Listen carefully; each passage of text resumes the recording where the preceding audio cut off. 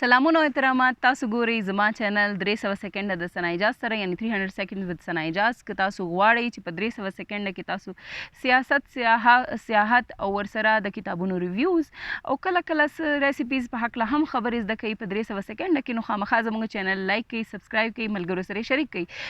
د میوند د ملالۍ په ویډیو باندې تاسو د لایکس او د خوښ ولو او د کمنټ کولو ډیره مننه. موږ به دا هم غواړو چې د روان وخت کې تاسو زموږ په نور ویډیو باندې هم کمنټس وکړئ، په دې چینل کمنټس وکړئ. که تاسو غواړئ چې یو داسې سکالو چې مونږ نه ده کور کړي یا غواړئ چې هغه مونږ کور کړو، هغې باندې خبرې وکړو، نو خامخا یې مونږ سره شریکه کړئ. اوس راځو نننۍ سکالو ته. نننۍ زموږ چې کوم سکالو یا موضوع ده هغه ده جنډر رولز، یعنی صنفي کردارونه. کله چې موږ د جنډر رولز د ډیفینیشن خبره کوو یا د صفت خبره کوو یا د وضاحت خبره کوو، نو هغې کې د ټولو نه مهم شی دا دی چې موږ اول ځان په دې پوهه کړو چې جنډر او سیکس یعنی جنس او صنف کې فرق څه دی. بنیادی توګه په جنس چې دی هغه خدایي دی، د خدای مطلب انسان چې کوم وجود سره پیدا شي هغه جنس دی، او چې کوم کردار یا کار یا صفت یا خوی مونږ تمه لرو یا ټولنه ورکوي یا کلتور ورکوي، هغې ته صنف ویل کیږي. د هند یو ډیره مشهوره د ښځو د حقوقو مبارزه ده کملا بسین. کملا بسین داسې وضاحت کوي چې د جنس او د صنف په منځ کې غټ فرق یا توپیر دا دی چې جنس چې دا د انسان د وجود سره تړلی دی او دا د دې جنس بایولوژیکل دی او دا چې دی د خدای د طرف نه دی یا دا خدایي دی، ډیواین دی، نو دا کانسټنټ وي او د دې کې د بدلیدو چانسز ډیر کم دی، خو کله انسانان غواړي نو هغه بدلیدی شي. جنس صنف چې دی دا وی بدلیدونکی دی او دا ټولنیز او کلتوریز صفتونه دي چې کوم ټولنه یا کلتور بیانوي چې یو انسان که هغه ښځه ده که سړی دی که نرښځې دی هغه به څنګه خویونه کوي، دا ټولنه یا کلتور چې دی د دې وضاحت کوي. نو دا د ټولنې له طرف نه دی، یعنی ډیواین نه دی، بدلیدونکی دی.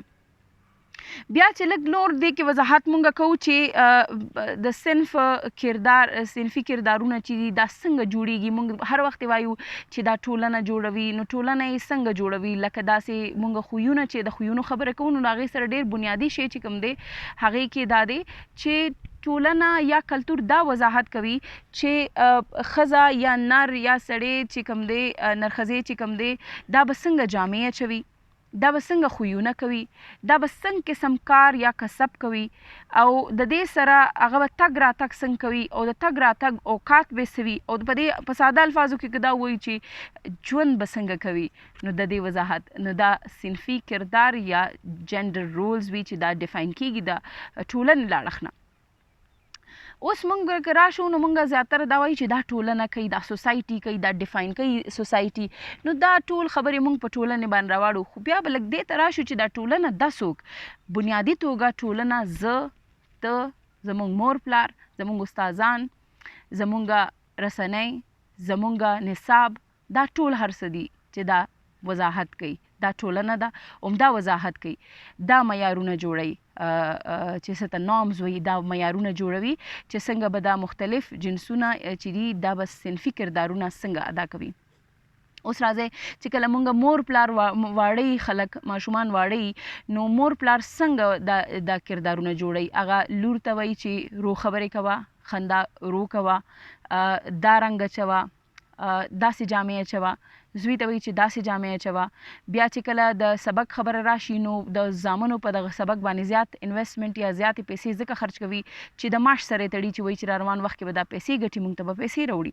دقسې میډیا یا رسنۍ چې دي هغه د ښځې کردار د کوره پورې محدودوي او د سړي کار چې دی هغه د کسب او د ګټې سره تړي، مضبوطیا سره تړي، ښځې جړه او د هیلپینګ هینډ یا د مدد یا د مرستې پورې تړي او د سړي نه هیرو جوړوي. دقه کار نصاب هم کوي. په نصاب کې چې کله د کار کسب خبرې شي نو ډاکټر او استاذه خو ښځه کیدی شي، خو انجینیر یا پروفیسر یا مزدور یا هنرمند چې دی هغه همیشه سړی جوړوي.